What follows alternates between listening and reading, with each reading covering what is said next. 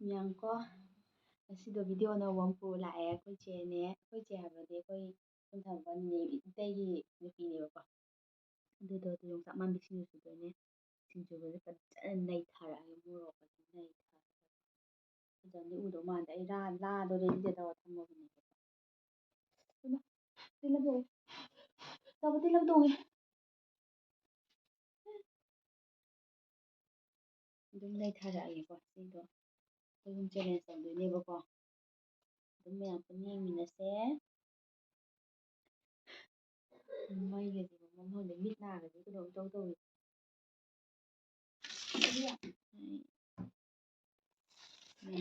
ꯃꯣꯔꯣꯛ ꯃꯦꯠꯂꯕꯅꯤ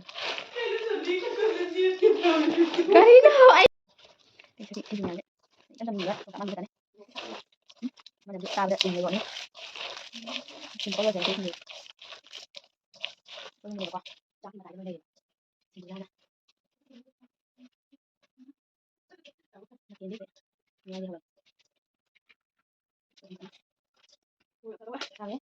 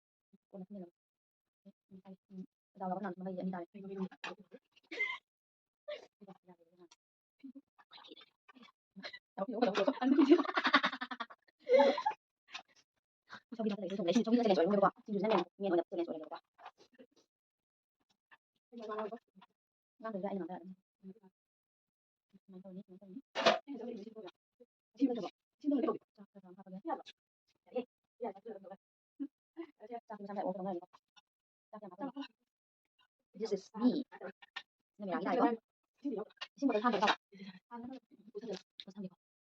Hello ma'am. Ngasidi singju loirabani ko je. Video na wa pura lakjare. Ko je ne naw pi ya ko singju ne nga atawba ne thabi ne adagidi kaiba si yongsak manbi ne yongsak manbi singju ni ko mimiga. Adudo challenge oina tawjarage.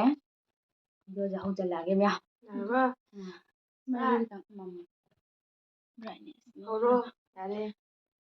ꯌꯥꯔꯦ ꯃꯌꯥꯝ ꯍꯧꯔꯒꯦꯀꯣ ꯃꯌꯥꯝ ꯄꯨꯟꯅ ꯑꯗꯨꯝ ꯌꯦꯡ ꯇꯥꯃꯤꯟꯅꯔꯁꯦ first ꯀꯅꯥ ꯇꯥꯒꯦ ꯌꯦꯡꯉꯁꯦ okay ꯑꯩ ꯁꯨꯃꯥꯏꯅ ꯐꯝꯃꯛꯑꯒꯦ ꯈꯤꯇꯪ ꯆꯤꯜꯂꯦ ꯑꯩꯈꯣꯏꯒꯤ ꯏꯁꯄꯦꯁꯁꯦ ꯌꯥꯗꯦ ꯗꯣꯟ ꯇꯣꯛ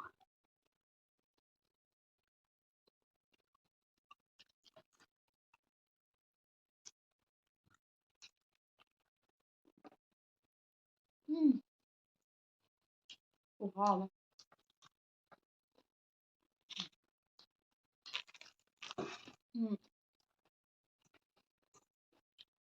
ꯏꯟꯖꯥꯡ ꯃꯍꯤꯁꯦ ꯃꯁꯥ ꯃꯁꯥꯒꯤ ꯑꯗꯨꯝ ꯑꯣꯏꯅꯔꯅꯤꯀꯣ ꯑꯣ ꯆꯥ ꯄꯥꯝꯕ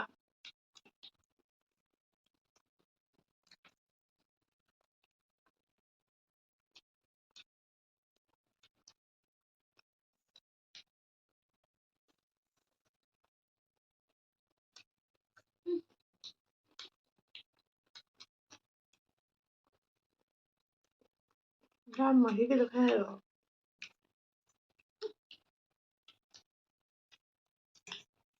ꯌꯥꯕ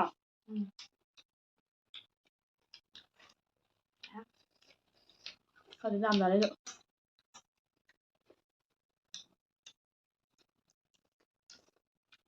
ꯃꯌꯥꯝ ꯑꯩꯈꯣꯏꯁꯨ ꯈꯤꯇꯪ ꯐꯖꯕꯗꯤ ꯋꯥꯠꯂꯦ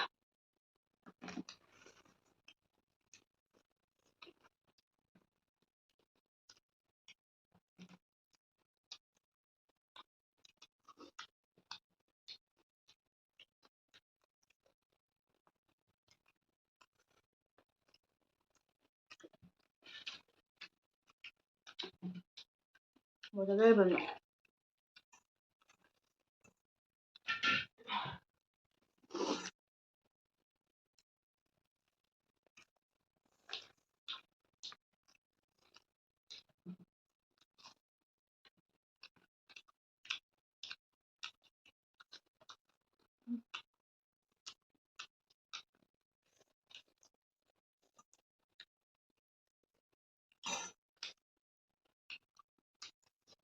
Đúng rồi đấy.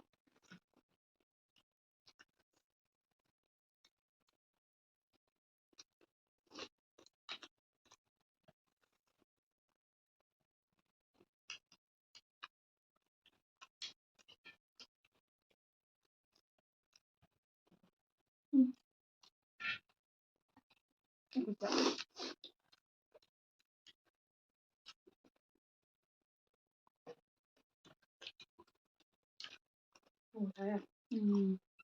Anh cứ có nhau để chơi ra.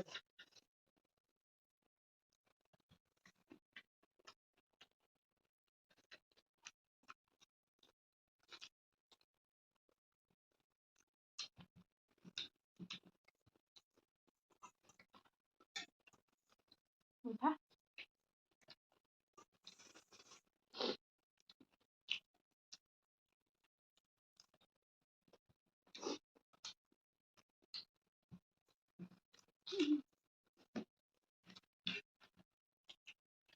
Chỉ mua cái xào đây mà.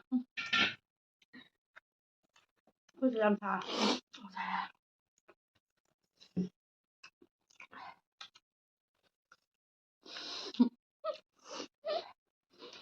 Sắp rồi.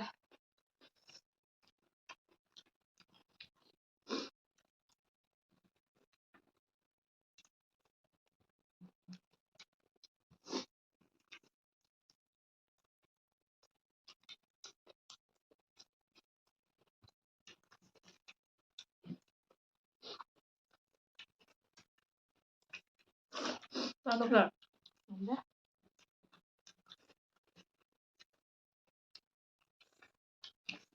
Một cái thay rồi. Đúng rồi. Em mua phải làm ăn được.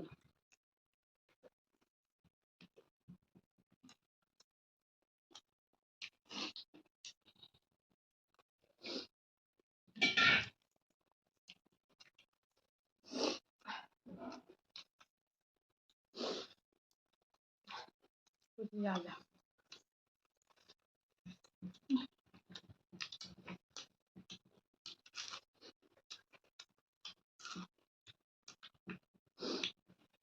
Một cái thay lại đi ngâm được.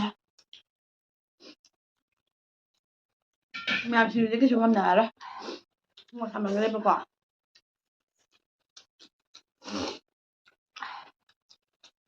Không được.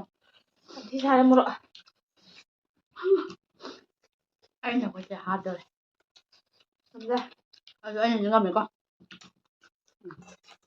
Đấy, như rồi rồi nè. Ngâm một cái ăn sao? Có đi. Sao sẽ nào đến rồi chị à? Làm rồi bánh răng nó cây cuội à?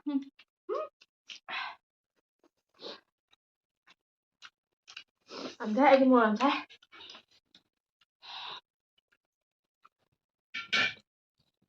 Anh hai cho mua chàng rồi nè.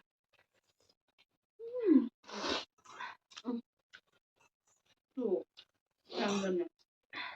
Hãy đi bỏ. Cứ dùng mang ràng.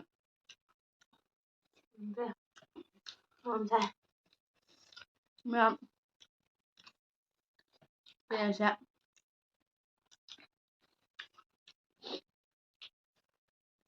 Anh ngầm này.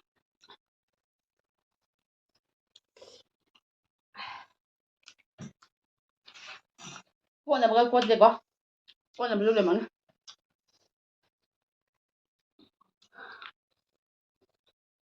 Anh ngầm ra. Bạn đi.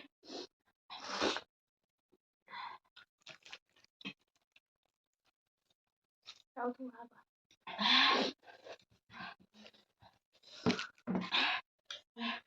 Hai bên nó màu hát đâu đấy.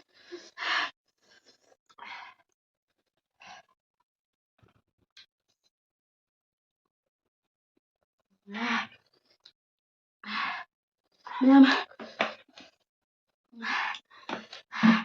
Cái gì đây? Cái gì đâu vậy nọ?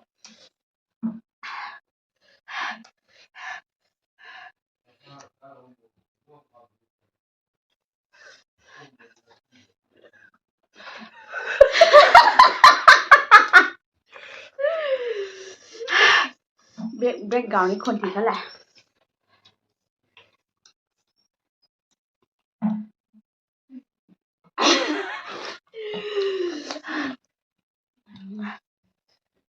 야, 돌아가. 지금 생각들이 봐봐. 뭐 고사하마.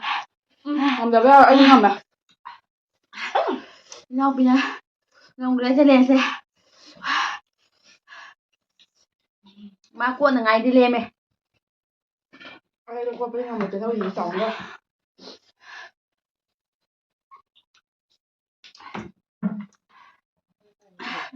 Cô chế bán đi xin đủ lên mày vào qua.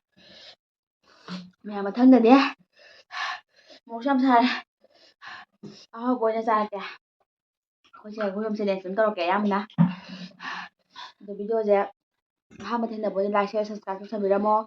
Merci video sẽ mà tăng sẽ lôi sân giờ ghé. Mẹ bữa nay miếng tạm mình là xe. Bye bye tao rồi chị. Bye bye. Một tháng gì đấy.